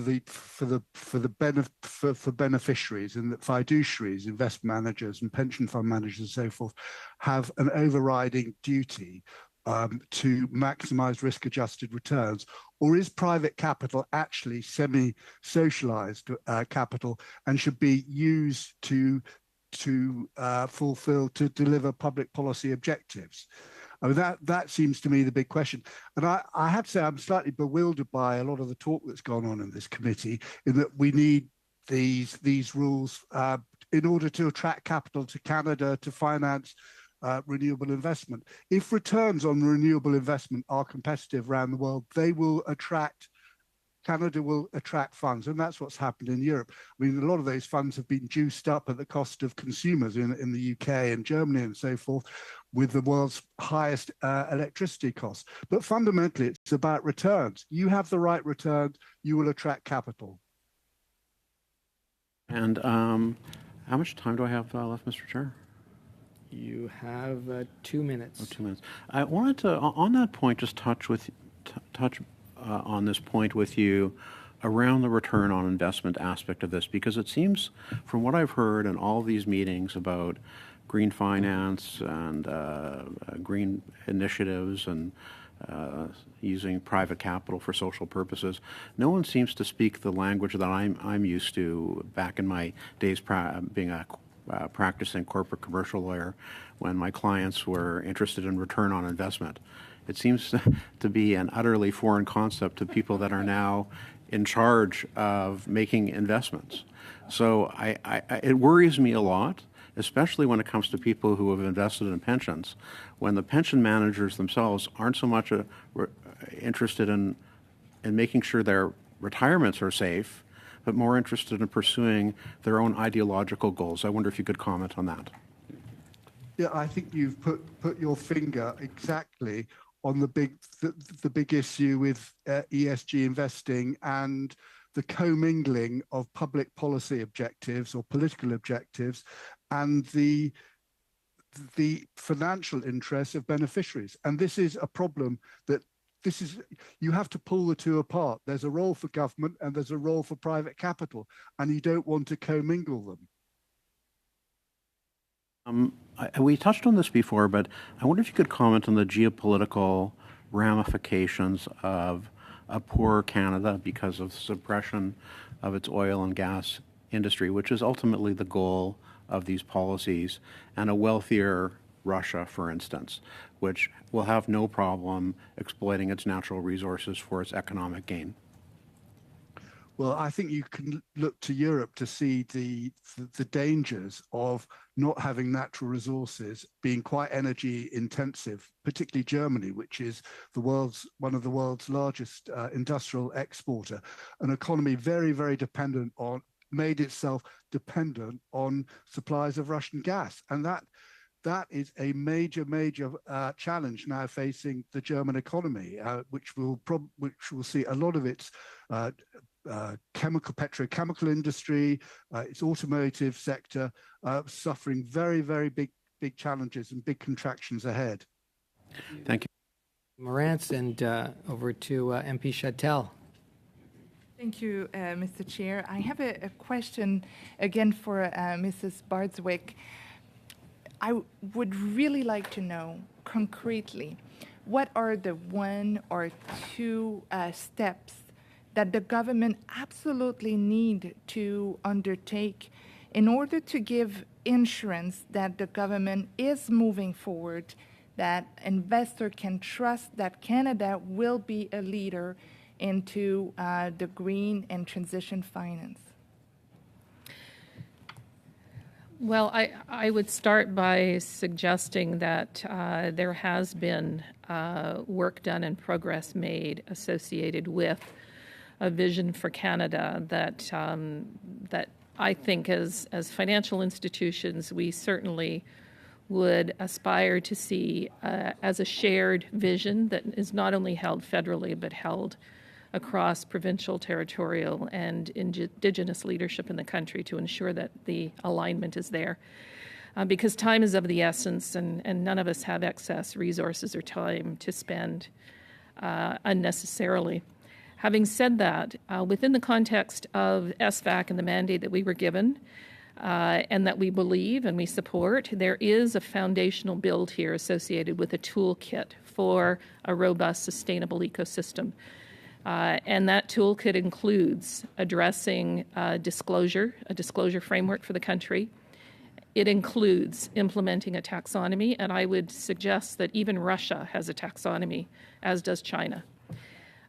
It also includes ensuring that we continue to improve the data requirements, and there is a role to play with public data bases that exist. One of the ahas for us was the extensive amount of data that is housed both federally and provincially that would add value to the exercise if it were governed and more usable from the financial institution's perspective. And so I would suggest that there is progress being made, but we need to commit to the recommendations to build out this capacity in far greater detail. And I won't suggest for a minute that SVAC's recommendations should stand entirely on their own. We have also committed to broader consultation. And we would encourage an ongoing commitment to broader consultation and bringing the stakeholders who need to be at the table into execution. And the timeline is in the next 12 months maximum, if not earlier. Well, SVAC's current mandate ends in March of 2024. I would hate to see us lose the momentum that the current financial institutions are providing to this exercise. If we could find a way to continue an engagement process that would keep those folks at the table, I think it would really benefit the country. And my last question is, we often talk about a pathway for, meeting our targets and, ensure that climate is under control and our communities are safe, Canadians are safe, protecting Canadians against climate catastrophes. But to me, it's not apart from economic growth at all. And I think that a successful economy is one that protects its citizens against climate catastrophes, but also grow the economy of tomorrow. Could you comment on that? Well, I would comment by pointing out that recent weather events in this country have had a significant economic toll on the country's economy, including our tourism, which currently is being affected by folks being unwilling to come to the country when our air quality is as poor as it is. But there are many examples of negative economic impacts associated with these weather events. So it really behooves us, given that we are into this climate deterioration, it really does behoove us to put significant effort into building the adaptation, executing on the adaptation strategies that we know can be done. We've got the answers. We just need to turn our attention to execution again. And I would end on that note is, quite frankly, vision is the fun part. And, aligning strategy is fun. Execution is hard. And I think we have to accept that we need to roll up our sleeves and collaborate and cooperate on execution, because that's at the end of the day what's going to get us the results we need. Thank you very much. MP Chattel, these have been great witnesses. We do have 5 minutes. Well, what I'm thinking here is a quick question answer. It'll be like being in question period for our witnesses. So we're gonna go around the table, and let's go. So we'll start. Are you starting off, MP Lawrence? I am. So a quick answer, and to show the spirit of nonpartisanship and all party commitment to fighting climate change, I'm going to end my questions with you, Mr. Stewart, and Greenpeace. Does nuclear energy, is that part of the solution for climate change? A simple yes or no. The new nuclear is not. Rose, MP Zarowitz. Thank you so much. My question is to Ms. Svahn. You had talked about how we need the hardware to create the taxonomy. You talked about governance, and then you also talked about the taxonomy development in order for us to be able to bring in capital. And so my question to you is, business investment, just in general, has been down, despite, before the pandemic, historic low levels of interest rates. I wonder if we need to do a little bit more in order to incentivize capital investment, and I wonder if you can maybe address that. Taxonomy is but one tool. I think there is a fourth work stream in Canada for the Sustainable Finance Action Council that's looking at the barriers to actually get capital.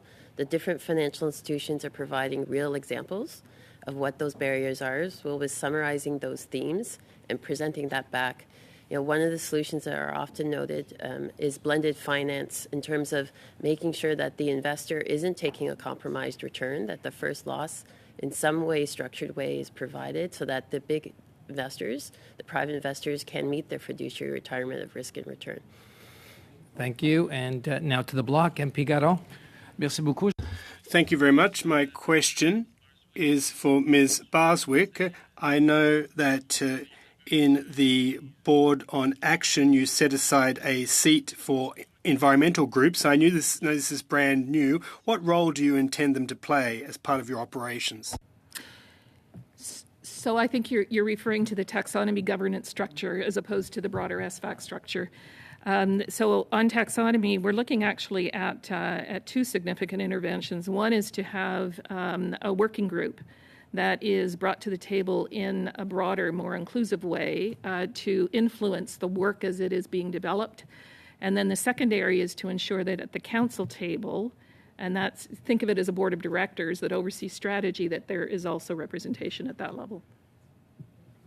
C, and MP Blakey, our final question.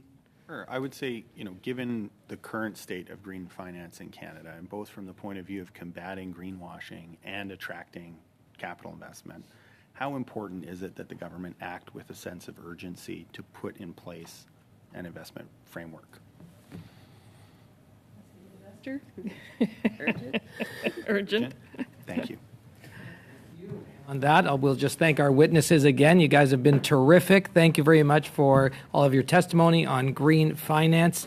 Yes, thank you, MP Chattel, and the mover of the motion.